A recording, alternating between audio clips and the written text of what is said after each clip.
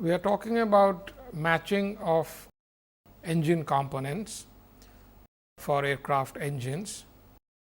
In the last class, we talked about matching of a typical turbojet engine components, and we saw there are a number of issues that need to be addressed in the process of matching various components. And we know that aircraft engines are not only turbojets, but you have the turbofans and you have the various other variants like turboshafts and turboprops. So, today we will first take a look at what kind of matching you would do to achieve a matched core engine. Now, all these engines that we talked about for aircraft application do have what we call core engine, which is composed of the high pressure compressor, the combustion chamber and the turbine. So, the matching of the internal components, the innermost components is the first thing that needs to be done, and of course, that is the thing that needs to be done in all variants of engines. So, we will first take a look at what you need to do to achieve a matched core engine, and then we will take a look at what you need to do if you wish to have matching of, let us say, the free turbine or the power turbine, which is often required for turbofan engines or turboprop engines. So, the matching often proceeds in a manner in such a way that the LP components and the HP components are matched first separately. So, first we will take a look at how the HP components are matched to begin with, because they compose the core of the engine of any of the kind of jet aircraft engines that we are talking about. So, let us take a look at how the core engine is matched. The core engine is quite often also referred to as the gas generator, simply because it also produces the hot gas, which of course runs the engine, and hence quite often many people refer to it simply as a gas generator. Now, the core engine, as we know, is composed of the HP compressor and the HP turbine, and somewhere between them there is a combustion chamber. The matching of the rotating components of the compressor and turbine, of course, is the more important issue here, because there are a number of things that need to be taken care of. So, let us take a look at these steps, which leads us towards a reasonable matching procedure. If you take the basic mechanical matching requirement, it is necessary that the speed of the compressor and turbine are to begin with matched. Now, if you do that, you see, in terms of the non-dimensional parameters that we have talked about earlier, it gives us two parameters here, one with reference to the compressor, which is normally non-dimensionalized or normalized with reference to the compressor reference temperature, which is often T01, and the turbine is often normalized with reference to the turbine operating temperature, which is often the turbine entry temperature, that is T03. And hence, we get two normalized parameters out of one single rotational speed. So, when we go to the respective compressor and turbine maps, they will probably take us to two slightly different speed lines, one with reference to the compressor map, another with reference to the turbine map. And these are the two speed lines we would need to match with each other in the matching procedure. The next thing we need to look at is born out of this speed line, which is defined for the compressor. We need to figure out the compressor pressure ratio, which is pi 0 c, and that is the total pressure ratio that we are talking about. And this total pressure ratio then needs to be achieved at a normalized mass flow, which we have defined in the last class, m dot air root over T 01 by P 01. Now, this is something which you are familiar with, that the mass flow parameter needs to be normalized. What we see now is that in the compressor itself, the normalized speed, the pressure ratio and the normalized mass flow parameter needs to be first found on the compressor map.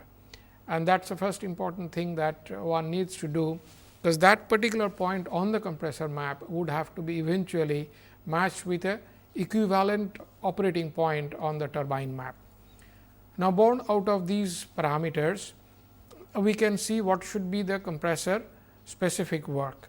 The compressor specific work can be written down in terms of, as we have done before, W c bar, and this is specific work, that is work done per unit mass flow, and that is given typically in terms of Cp air delta T 012 divided by the efficiency, compressor efficiency, which is often relatable now to the pressure ratio, as we know, and this pressure ratio is something what we got earlier as a compressor operating point.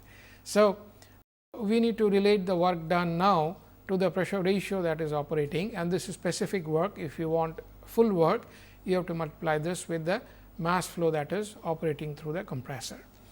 Now, if you find the compressor work, then the next thing to do would be to find the matching turbine work. Now, that is the work that the turbine needs to supply to the compressor to achieve that compression ratio.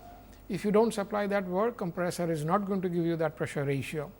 So, it is incumbent on the turbine to supply that much of work. Now, this is the full work and not specific work. So, we multiply the compressor specific work with the compressor mass flow, and on the right hand side you have the turbine mass flow and the turbine specific work, and multiplied with all that the mechanical efficiency of the shaft, which transmits the power from the turbine to the shaft. Now, to get the turbine specific work, you need to find out from the turbine map what the value of pressure ratio should be across the turbine, which is P 03 by P 04. Now, this is relatable to the turbine work. Now, as we have done before, the turbine work can be related to the turbine efficiency, the Cp and the delta T across the turbine, and that delta T can be now written down in terms of the pressure ratio across the turbine. And this, if you do that, you get the specific work of the turbine, and this specific work multiplied by the flow through the turbine gives you the work that needs to be produced by the turbine to be supplied to the compressor to achieve that pressure ratio. Now, if you do that, then at that particular operating point of compressor and at this operating point of turbine, that is P 03 by P 04, and the speed line n root over T 03, that gives you the operating point of the turbine. So, now we have operating point on the compressor map and we have operating point on the turbine map, which are said to be matched to each other. So, we have only one point on each map that are matched to each other. So, what is necessary to complete this matching procedure is, to begin with, we have to supply that work. We know that that work needs to be supplied. So, to supply that work, we got to figure out what the pressure ratio should be. We do not know that a priori, and we can make a reasonable first calculation, and from which you can make, one can say, an assignment or a guess of what the value of P 03 by P 04 ought to be. If you do that, then you get onto that turbine map, which gives you the turbine normalized mass flow m dot gas root over T 03 by P 03. Now, that is the point which you are looking for on the turbine map. Now, remember, the turbine map is normally plotted with pressure ratio on the x axis and the normalized mass flow on the y axis. And if you do that, the various speed lines that you have of n by root over T 03, and if it is related to the design value, you get them in terms of percentage or in fraction of 1, and at speed line of 1 you are on 100%, or that is on the design speed line. Now, as we can see here, the various speed lines, and this we have seen before in your turbine chapter, various speed lines converge to one single line, and that is because all the speed lines have finally led to choking turbine flow. This choking turbine flow then proceeds as a single line for all the speeds, and irrespective of any further change of pressure ratio, the turbine remains choking, and once it is choked, given the turbine, given the geometry, given all the blades, the choking mass flow is not going to change anymore for any speed line whatsoever. So, it reaches a maximum choking point or maximum mass flow point on this map. Now, this is the point where we got to find a point here, which will match with our compressor operating point. Now, the point essentially here you see is that once the turbine is choked, irrespective of your choice of pressure ratio thereafter, the mass flow or the normalized mass flow that we are looking at will remain constant. So, it does not matter what pressure ratio you choose from here onwards of the turbine operation, that is P 03 by P 04. As you see on this map, whatever pressure ratio you choose, you can continue to increase your pressure ratio across the turbine. The mass flow is not going to change. You can change the pressure ratio across the turbine by either allowing the back pressure to fall down by operating the nozzle, or by any other means. Your mass flow is not going to change anymore.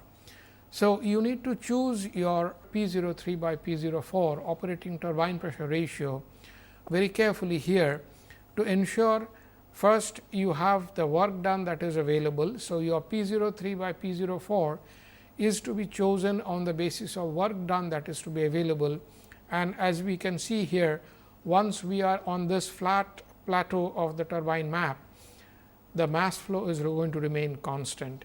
So, your choice of P 03 by P 04 would be essentially governed by the work done requirement from the compressor, and the mass flow through this operation is likely to remain constant once it has reached the choking condition.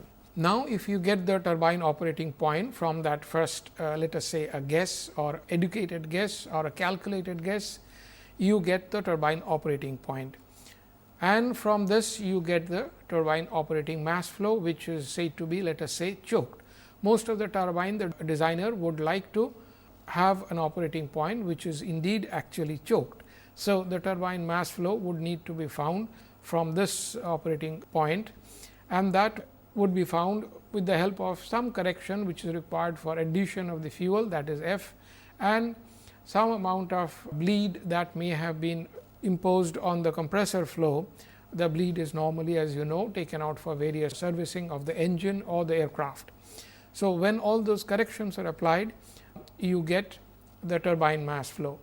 Now, that is the turbine mass flow which you need to put back in your work done matching, which we did in the last slide. We can go back here, and this is where you got to come back and put your turbine mass flow to get your exact compressor turbine work matching. This has to be exact. There is no scope for being inexact over here.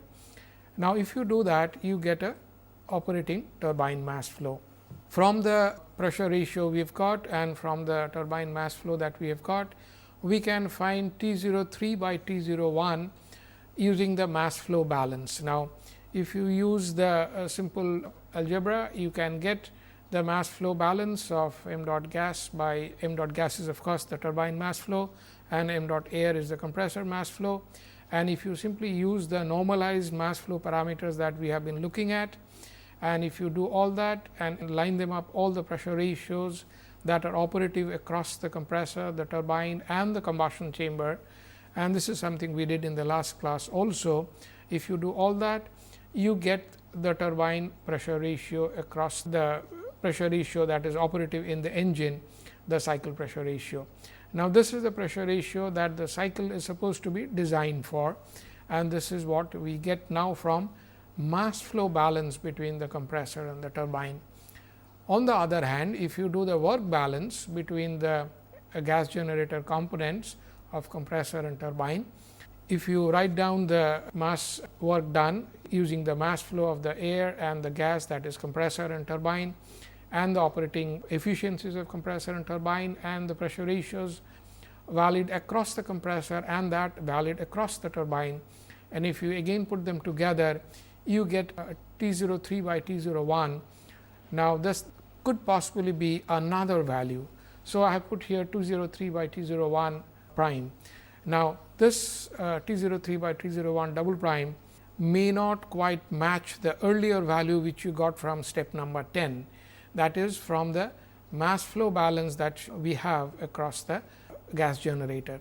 So, you see you can get two different sets of T 03 by T 01, one from the mass flow balance and another from the work balance, and to begin with they may not match. If they do not match, you need to go back to step 6, which is of your work balance, and carry through to step 11 all over again till the two values match, that is the work balance, the T 03 by T 01 found from work balance and that found from mass balance.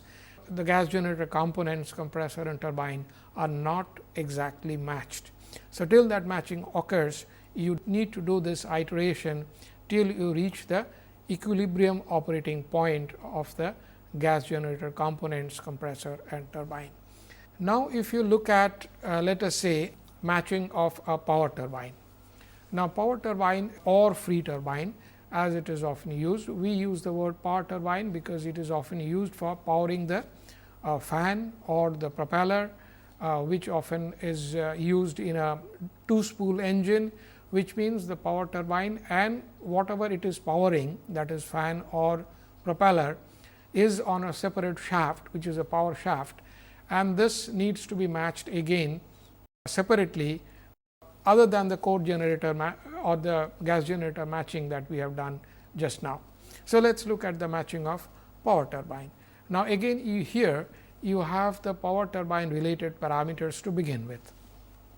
You have the pressure ratio, which is P 04 by P A, assuming that at the exit of the power turbine you finally have to deliver it to atmospheric pressure. That is the assumption at this moment, let us say.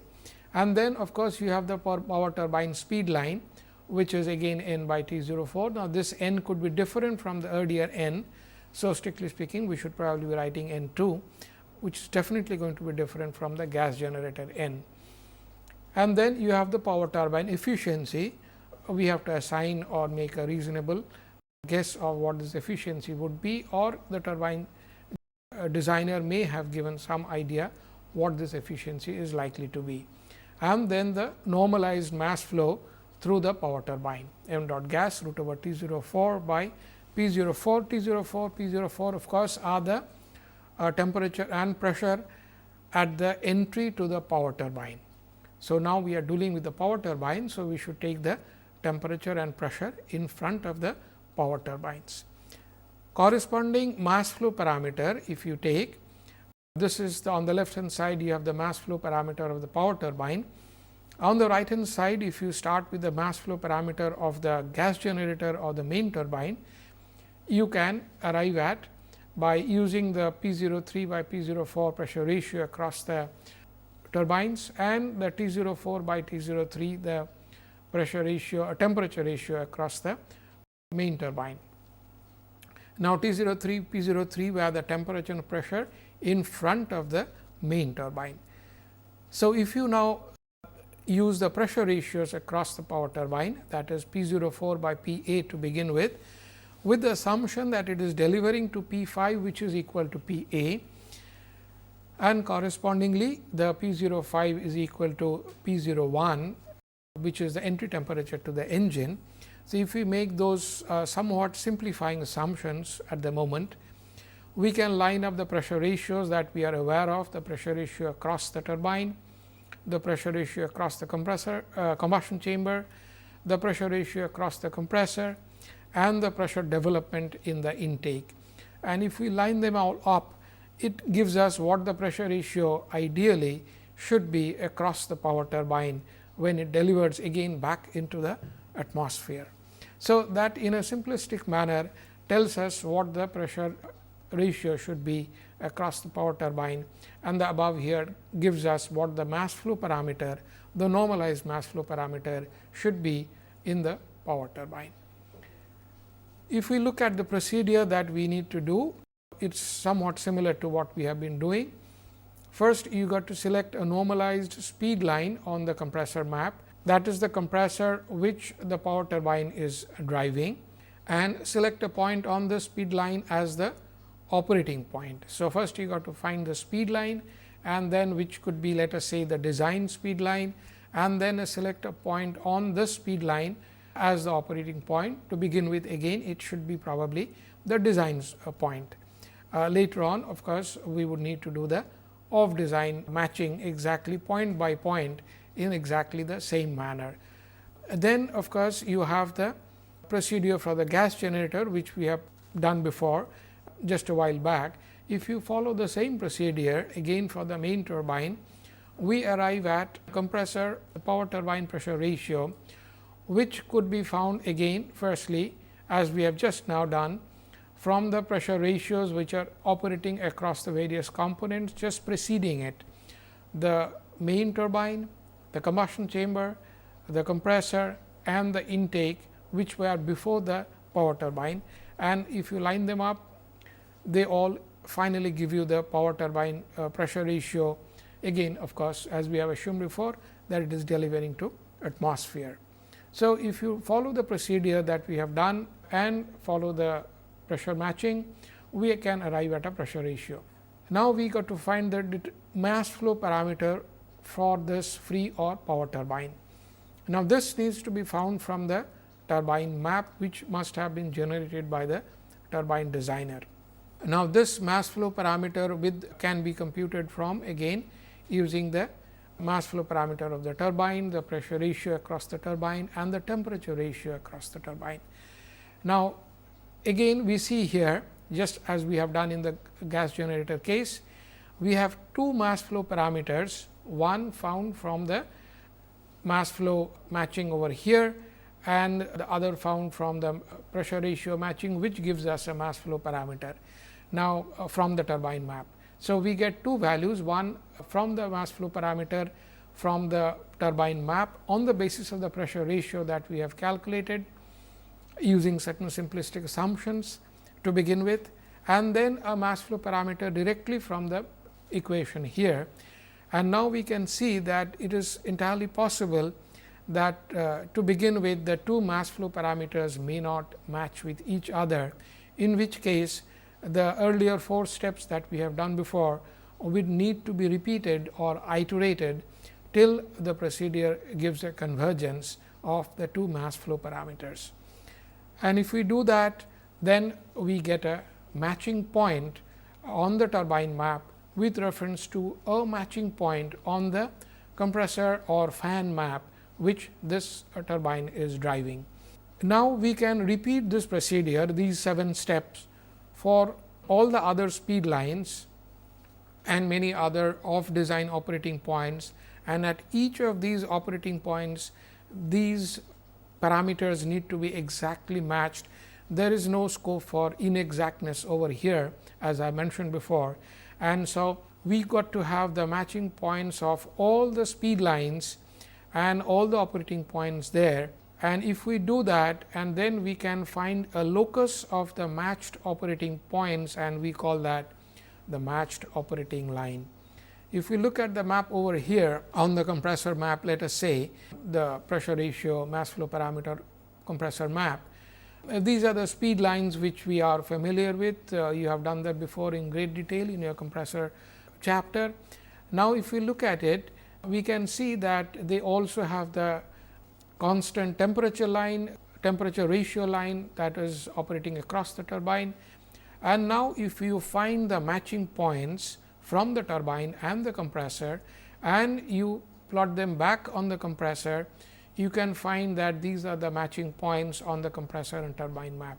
And if you do that and if you join these points, you get a matching operating line. So, each of these red lines is a matched operating line on the compressor map, which matches with the corresponding operating points on the turbine line, and hence we can call them matched operating lines. So, if you are going from one speed line to another on the compressor map and on the turbine map, you could go from this point to this point and you would still be on a matched operating line, or from this point to that point you could remain on a matched operating line.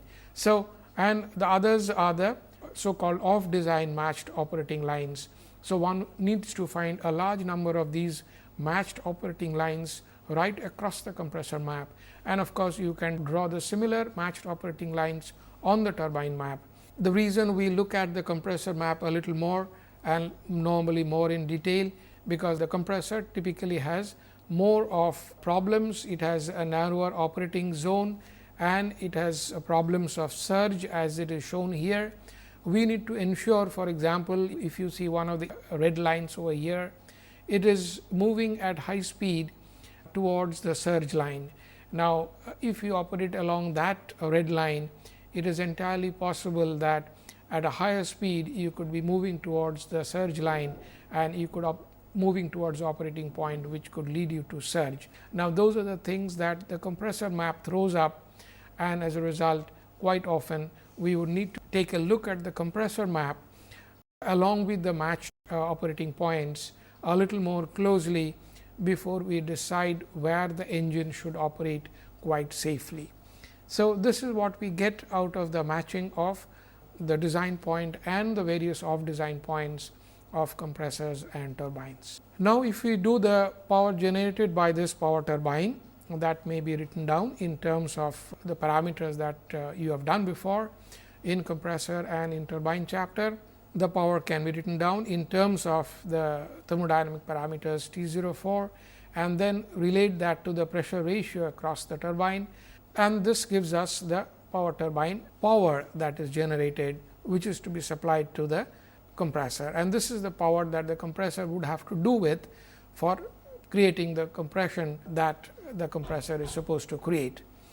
Now, mass flow through the turbine now may be computed with the help of the normalized mass flow parameter, which is the matched mass flow parameter that we have got after all this matching, and the P04 by root over T04 that we have got from the actual matching.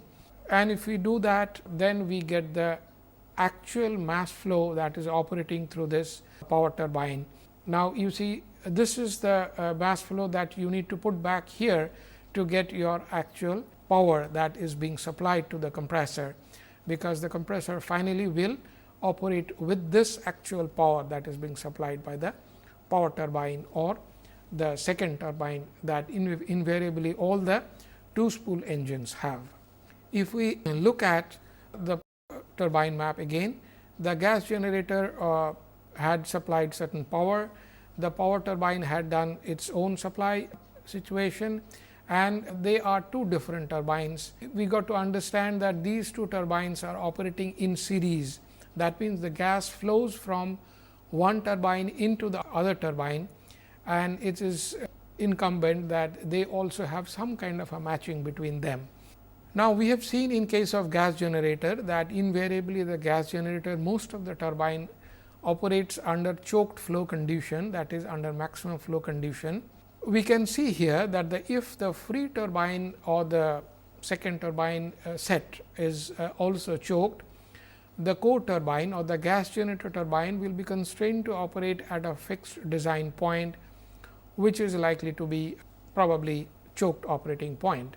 Now, it is entirely possible that it is often the designer would like to ensure that the core of the gas generator turbine always operates under fixed design point, which is normally the choked or maximum mass flow operating point for that turbine. However, the power turbine or the second turbine can get unchoked under certain operating conditions, and we see here one of the possible matched operation where the turbine may indeed be actually unchoked. So, this is for your free turbine, because the parameters here shown here are with reference to T04 and P04, and the red dotted line, if you can see here, shows the matched operating line on the power turbine.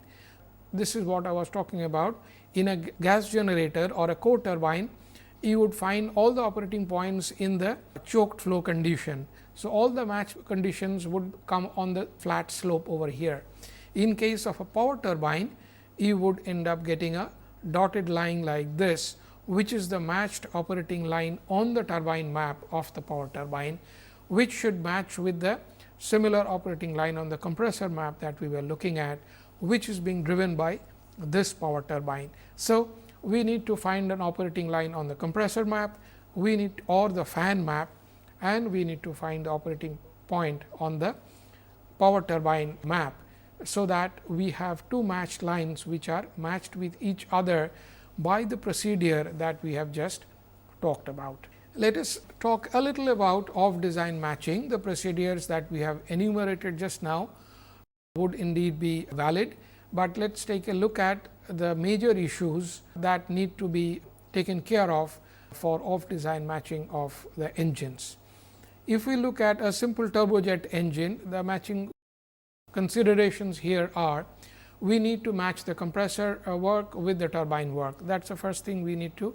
Now, if you have a single spool engine, it is a single spool matching of compressor work with the turbine map.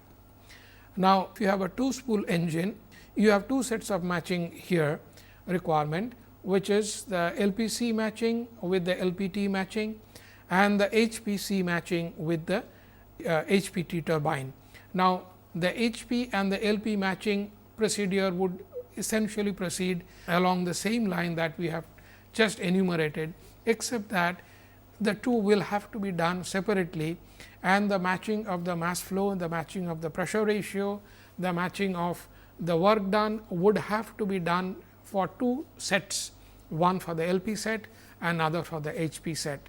And then we have to find the matched value of pressure ratio, matched value of mass flow or the normalized mass flow, and then we have to ensure that this work done are exactly matched, each for LP as well as for HP.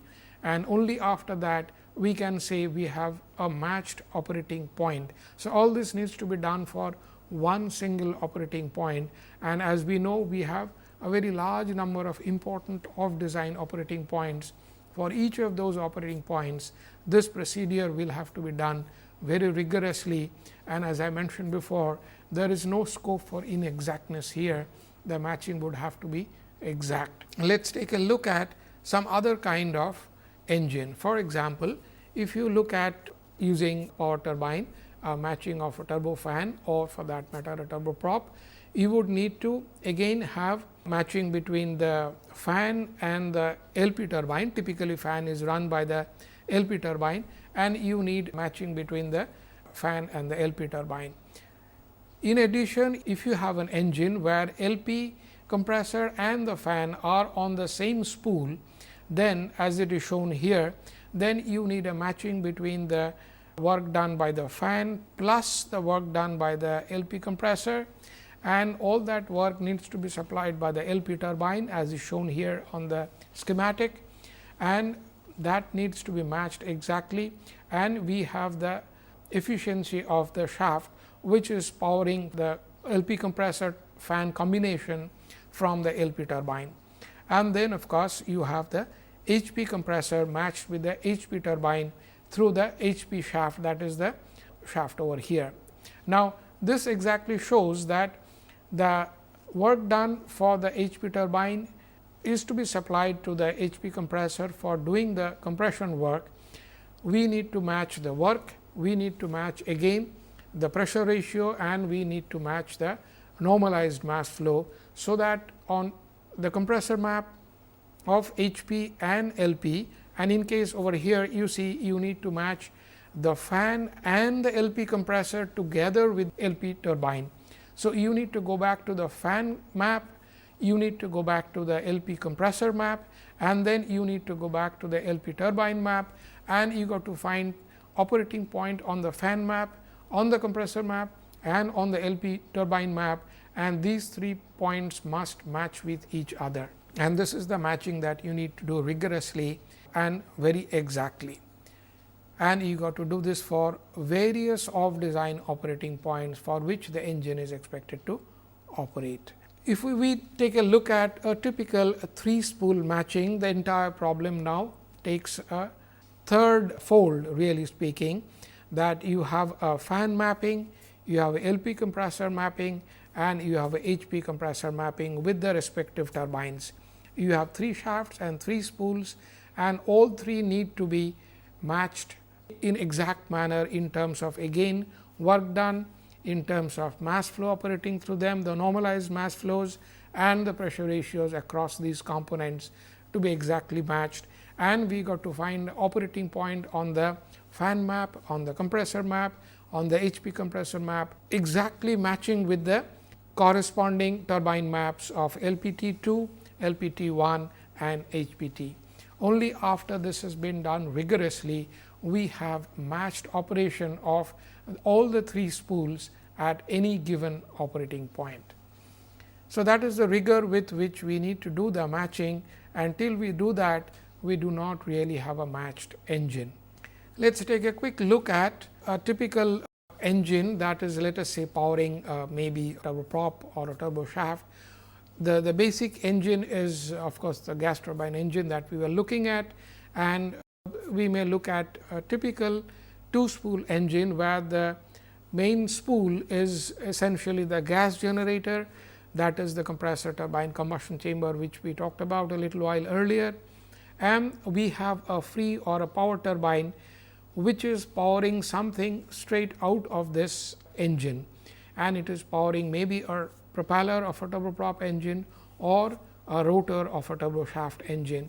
And what is shown here is the gas generator mapping is to be done with the help of the core engine compressor turbine mapping, but the compressor mapping needs to be done with the gas generator mapping, but the rotor mapping or the propeller mapping needs to be done separately. We got to find the characteristic or the work done necessary of the rotor or the propeller, and the power needs to be supplied by the LP turbine for that requirement, because that fan or that propeller or that rotor is the primary thrust creating mechanism flying the craft. So, we need to ensure that we have a LP turbine that is supplying the work that is necessary here.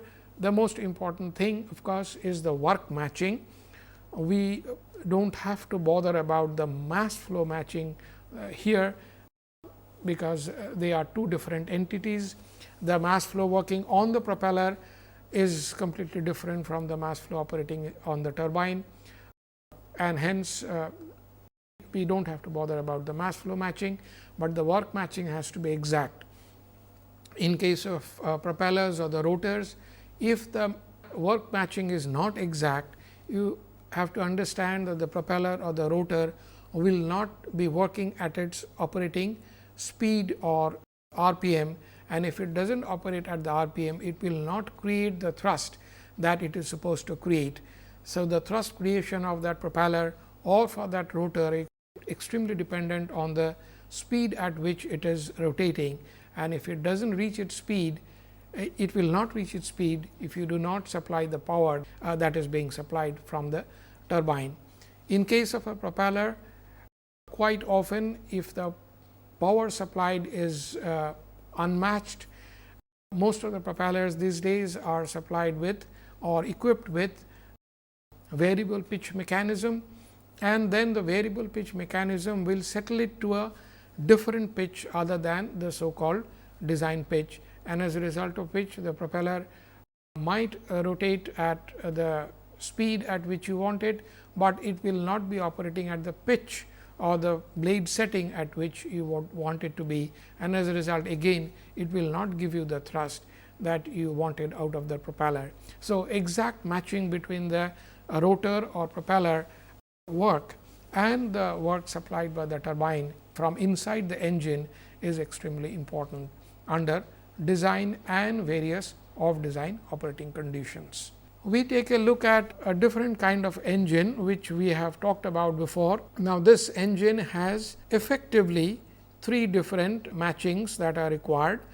One is the core generator, the HP matching of the compressor and the turbine, and then we have the LP compressor and turbine matching, which of course supply power to the LP compressor over here. And then we have the third matching, which is the aft fan, which is mounted on top of a set of LPT2.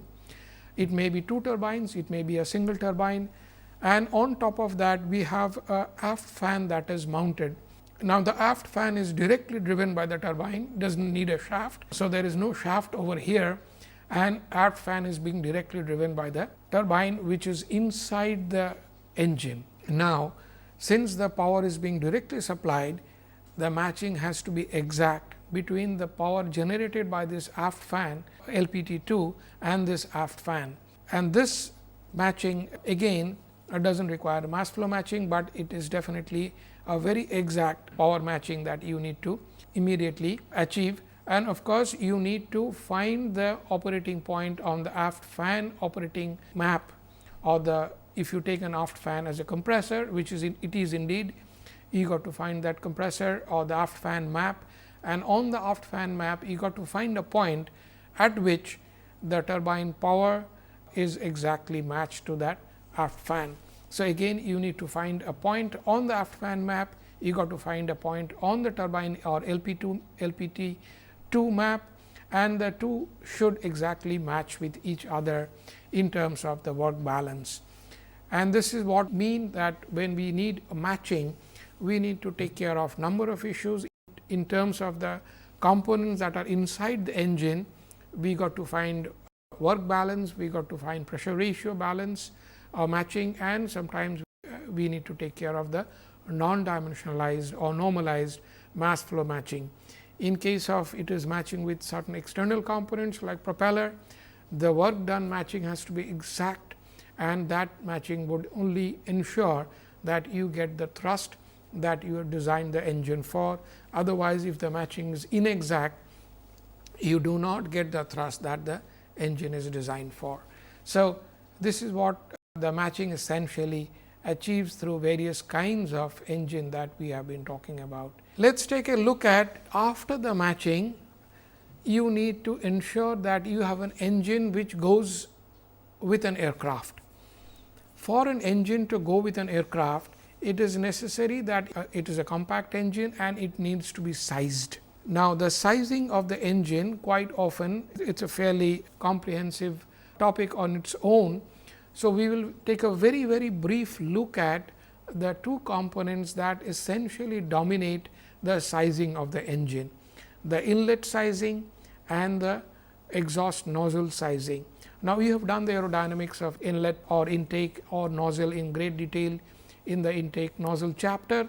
We will simply take a look at what the sizing of these two components mean, because once these two components are sized, rest of the major components inside would have to be sized within those sizes.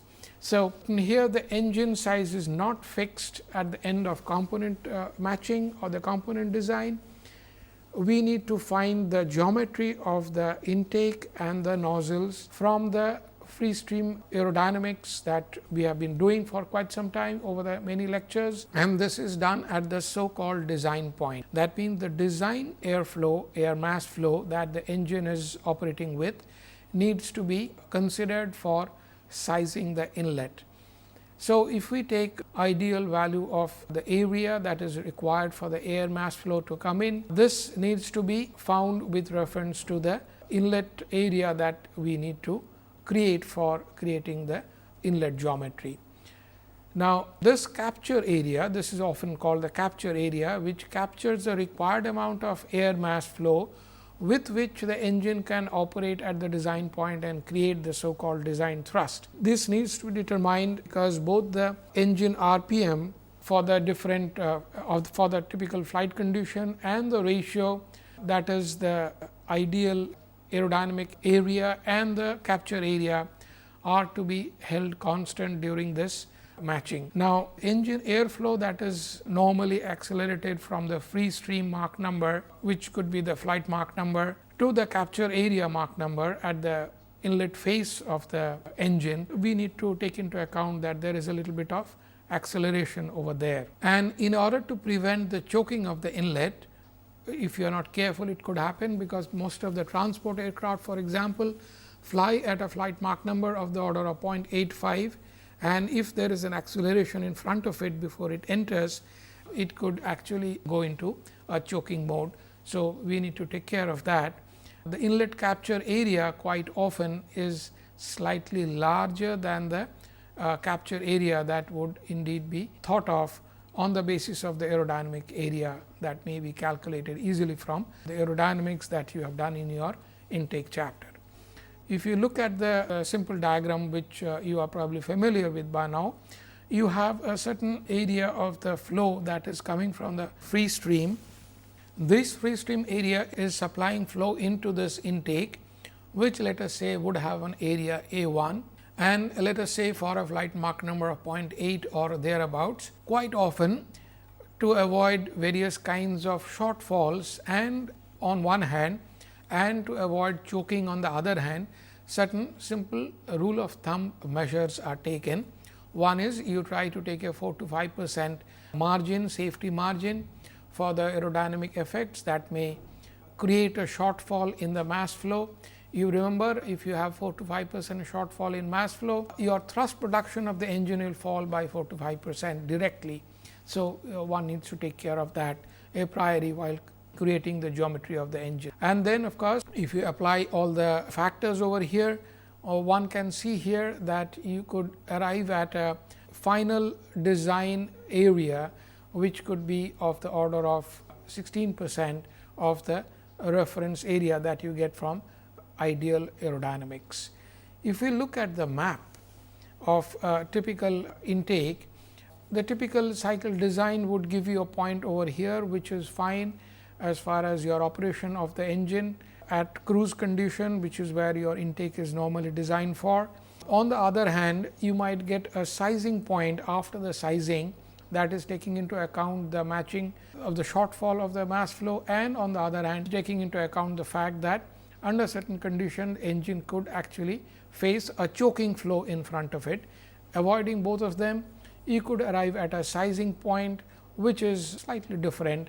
Then the intake would indeed look like it would be good for flying even at higher altitudes and at a different Mach number.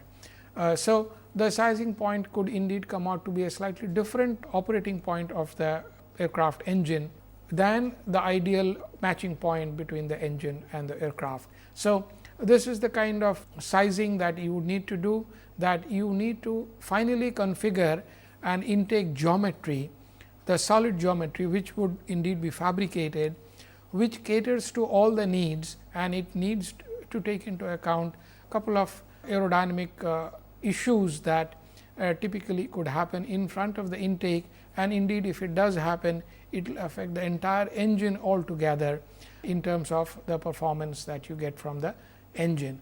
So, these are some of the simple safety factors that needs to be done to create the solid geometry of the engine body. Intake is typically the largest part of the aircraft engine, and hence once you have the engine maximum diameter, let us say sized, typically that sets the size of the engine.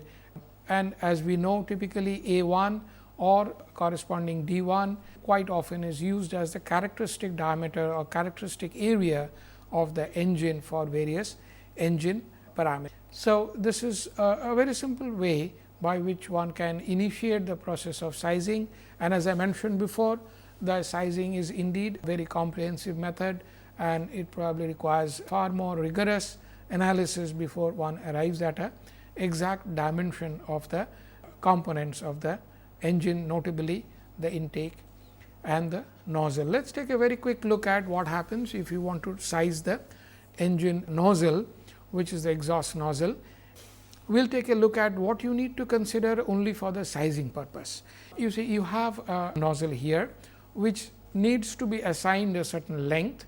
We are talking about creating the geometry now, and we are not talking so much about the gas dynamics or the aerodynamics, which you have done before. You have a certain diameter from which the flow is coming from the inside of the engine, that needs to be taken out of the engine and delivered to the atmosphere through a area, let us say some A9. So, it is coming from let us say some A10 after doing all kinds of work inside the engine. So, we are taking some numbers that are very high, assuming that all the things that you want inside the engine has been finished, and then it is to be delivered through this nozzle. Now, what happens is the nozzle has to have two different dimensions. It has to have the area, let us say two areas, one at the face of the nozzle entry and another at the nozzle delivery, which is the exhaust area of the whole engine. And then you have to assign the length of the nozzle. Now, length of the nozzle is an important parameter, because that also sets up the length of the entire engine and the space required for the engine for the mounting on the aircraft. Now, we see here that we have to ensure that typically A10 is not going to be smaller than A9 under any flight condition. That will come out of your gas dynamic studies, which you have done before. And on the other hand, it should not be larger than the largest A9 that is required in flight mission. On the other hand, it cannot be smaller than the A9 required for maximum Mach number flight requirement. Now, you see, when we are talking about intake and nozzle, we are also talking about the aircraft, because finally, the engine is required for flying the aircraft. And once we are talking about the maximum Mach number, it means it needs to cater to the exhaust Mach number and the exhaust flow that suits the maximum Mach number of the flight of the aircraft. So, we got to figure out these parameters from the aircraft engine and aircraft matching. So, there is aircraft engine matching that is coming in here, and once we do that, there is another parameter, another issue which is slightly aerodynamic issues which comes in.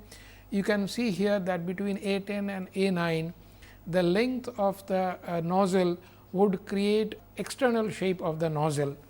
This shape is often referred to as boat tail shape, and this shape is important for the drag that is created by the engine.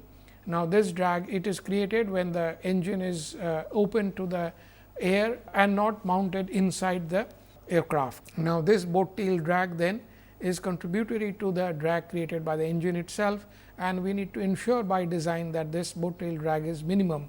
So, in the process of creating the nozzle shape, the external shape of the nozzle with reference to the various flight conditions of the aircraft, notably the design flight condition of the aircraft, needs to be brought in, and only then you get the nozzle length. So, nozzle length also creates this shape which is often called the boat tail shape. So, here as you see, when we are talking about intake and nozzle and sizing of them, the aircraft comes back into the picture. We have to talk about the aircraft. So, engine is created by the engine designer, but once you are talking about mounting it on an aircraft, certain aircraft issues come into the picture when you are creating the intake and the nozzle, which are of course mounted with the engine, but they are to be created and finally sized after taking into account what is happening to the aircraft and the flight situations. So, this is in brief a little bit about the sizing of the engine components, and as I mentioned, the sizing of all the components is a comprehensive topic of its own, and it is beyond the scope of this lecture series. So, we have talked about the matching of the components, we have talked very briefly about the sizing of the components. All these components and all these, let us say we have a matched engine, let us say we have a sized engine now, and now this is to be matched, which means we have to install it on an aircraft. And in the next lecture, we shall see what happens when you install it on an aircraft. So, we will be talking about the installed performance of an engine in the next lecture, and that is what is there in the next lecture, the installed performance of the engine in the next lecture.